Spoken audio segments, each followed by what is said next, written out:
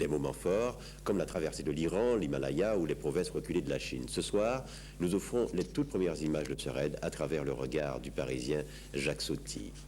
Mettre le sticker sur la voiture, c'était se dire qu'on allait vraiment partir pour de bon.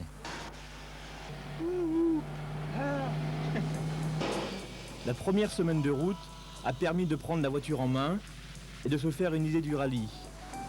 Même si on a aimé attaquer un peu sur les pistes de Turquie, notre vrai plaisir, c'était aussi de s'arrêter pour aider les paysans kurdes à passer une côte dans un village de montagne.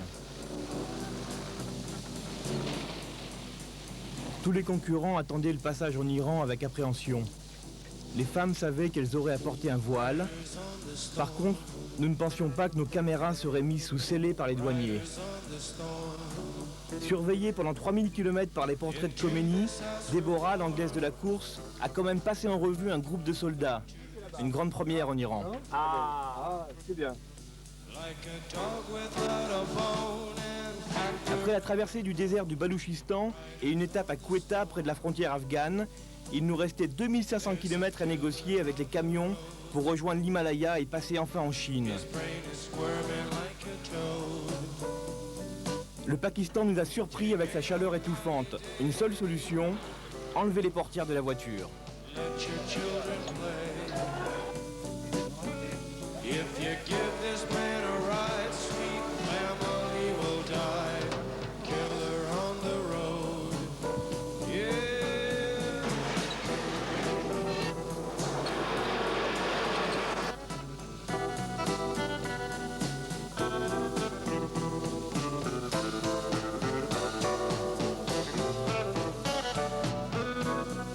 6000 km de Chine n'ont pas suffi à pouvoir cerner ce pays de contraste. Les réponses aux questions sont peut-être connues par la génération montante.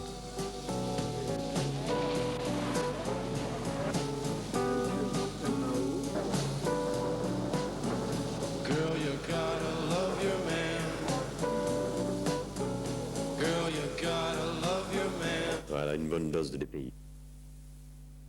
Cet été, 17 voitures prenaient le départ du deuxième rallye raid Paris-Pékin, soit 18 000 km d'aventure. Europe-Asie et seulement 8 équipages à l'arrivée. Au total, forcément des moments forts, comme la traversée de l'Iran, l'Himalaya ou les provinces reculées de la Chine. Ce soir, nous offrons les toutes premières images de ce raid à travers le regard du Parisien Jacques Sauty. Mettre le sticker sur la voiture, c'était se dire qu'on allait vraiment partir pour de bon.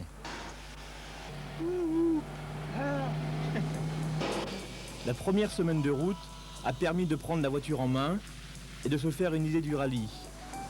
Même si on a aimé attaquer un peu sur les pistes de Turquie, notre vrai plaisir, c'était aussi de s'arrêter pour aider les paysans kurdes à passer une côte dans un village de montagne. Tous les concurrents attendaient le passage en Iran avec appréhension.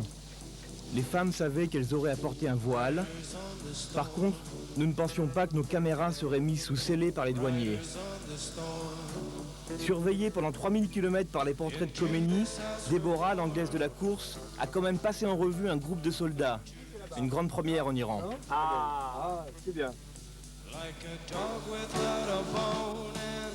Après la traversée du désert du Baloutchistan et une étape à Quetta près de la frontière afghane, il nous restait 2500 km à négocier avec les camions pour rejoindre l'Himalaya et passer enfin en Chine. Le Pakistan nous a surpris avec sa chaleur étouffante. Une seule solution, enlever les portières de la voiture. «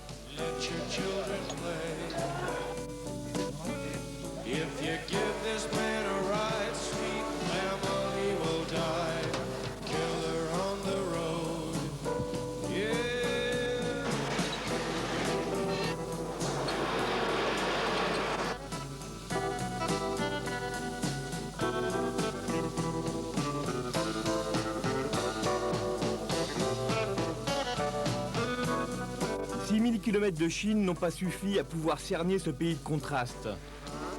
Les réponses aux questions sont peut-être connues par la génération montante.